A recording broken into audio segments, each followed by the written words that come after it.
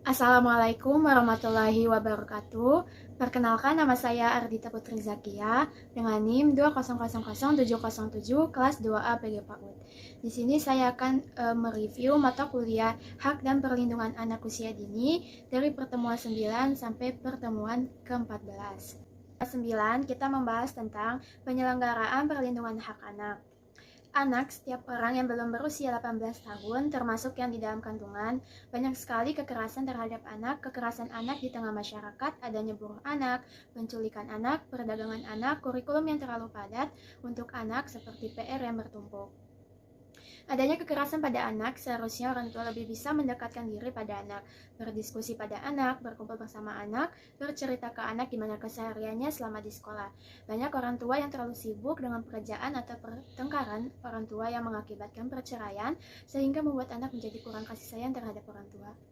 Nah, terdapat perlindungan anak dalam UU nomor 23 tahun 2002 tentang perlindungan anak pasal 72, yaitu masyarakat berperan serta dalam perlindungan anak baik secara perseorangan maupun berkelompok. Temuan 10 kita membahas tentang Lembaga Nasional Perlindungan Hak Anak. Sebagai anak kita dapat hak dan kewajiban di rumah, sementara sebagai pelajar kita punya hak dan kewajiban di sekolah. Meskipun sekarang tidak bisa sekolah karena himbauan pemerintah, meski begitu kita masih dapat menerima hak dan kewajiban di rumah. Hak saat di rumah, yang pertama mendapatkan makanan dan minuman, yang kedua mendapatkan perlindungan dan keamanan, yang ketiga mendapatkan kesejahteraan hidup, dan yang keempat mendapatkan bimbingan saat belajar. Nah, kewajiban saat di rumah, yang pertama menjaga kebersihan rumah, yang kedua patuh terhadap nasihat orang tua, yang ketiga menghormati, menghargai, dan menyayangi anggota keluarga, yang keempat mengerjakan PR. Nah, sebagaimana dalam Konvensi Hak Anak UNICEF pada pasal 2, yaitu hak-hak anak berlaku atas semua anak tanpa terkecuali. Anak harus dilindungi dari segala jenis diskriminasi terhadap dirinya atau diskriminasi yang diakibatkan oleh keyakinan atau tindakan orang tua atau anggota keluarga yang lainnya. Temuan 11 kita membahas tentang Lembaga Internasional Perlindungan Hak Anak. Pengertian anak juga dikemukakan oleh beberapa ahli, diantaranya adalah John Locke dan Agustinus. Menurut John Locke, anak merupakan pribadi yang masih bersih dan peka terhadap rangsangan-rangsangan yang berasal dari lingkungan. Menurut Agustinus, anak tidaklah sama dengan orang dewasa. Anak mempunyai kecenderungan untuk menyimpang dari hukum dan ketertiban yang disebabkan oleh keterbatasan pengetahuan dan pengertian terhadap realita kehidupan. Menurut UU nomor 25 tahun 1997 tentang Ketenagakerjaan pasal 1 angka 20, anak adalah orang laki-laki atau wanita yang berumur kurang dari 15 tahun. Di pertemuan ke-12, kita membahas tentang pelanggaran hak anak dalam keluarga. Rumah Ramah Anak menjadi tempat 15 balita dari beragam latar belakang. Sebagian dari anak-anak tersebut adalah dari kekerasan orang tuanya, korban penelantaran, anak kasih di luar pernikahan, hingga orang tua yang tidak memiliki finansial yang cukup untuk membiayai sang anak. Adanya rumah anak ini sangat membantu dan menginspirasi bahwasannya banyak anak-anak yang menjadi korban kekerasan pada orang tua dan memerlukan perhatian yang khusus untuk tumbuh kembangnya. Dalam Undang-Undang Republik Indonesia Nomor 23 Tahun 2002 tentang Perlindungan Anak, anak dilindungi agar mereka dapat hidup, tumbuh, berkembang, dan berpartisipasi secara optimal serta mendapat perlindungan dari kekerasan dan diskriminasi. Di pertemuan 13, kita membahas tentang pelanggaran hak anak dalam masyarakat dan negara. Peningkatan angka kekerasan ini menyingkap wajah lain dari mereka yang seharusnya menjadi penanggung jawab kemaslahatan anak.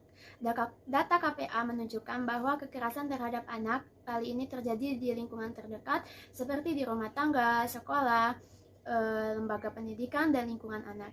Pelakunya pun tidak jauh-jauh, yaitu seperti orang tua, paman, guru, bapak atau ibu angkat, maupun ayah dan ibu tiri.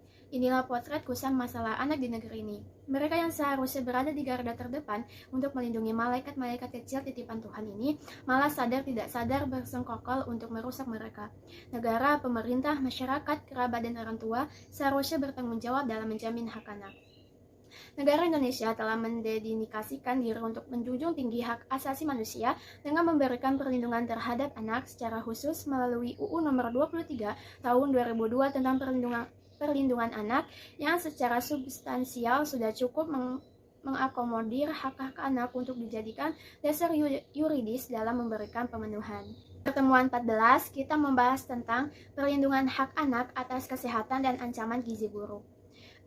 yaitu ada stunting dan juga gizi buruk. Nah, stunting itu apa sih? Stunting adalah permasalahan gizi kronis yang disebabkan oleh kurangnya asupan gizi dalam rentang yang cukup waktu lama. Umumnya hal ini karena asupan makanan tidak sesuai dengan kebutuhan gizi. Permasalahan stunting terjadi mulai dari dalam kandungan dan baru akan terlihat ketika anak sudah menginjak usia 2 tahun. Nah, kalau gizi buruk atau yang dikenal dengan kwashiorkor dalam dunia medis merupakan salah satu bentuk malnutrisi. Malnutrisi itu sendiri dapat dipahami sebagai kesalahan dalam pemberian nutrisi. Kesalahan bisa berupa kekurangan maupun kelebihan nutrisi. Dengan bertambahnya usia anak, stunting dapat menyebabkan berbagai macam masalah, diantaranya 1. Kecerdasan anak di bawah rata-rata sehingga prestasi belajar tidak bisa maksimal. Yang kedua, sistem imun tubuh anak tidak baik sehingga anak mudah sakit. Nah, dengan banyaknya anak-anak yang terkena stunting dan gizi buruk, kalau tidak segera ditangani akan semakin bertambah jumlahnya. Cukup sekian penjelasan dari saya, selebihnya mohon maaf. Wassalamualaikum warahmatullahi wabarakatuh.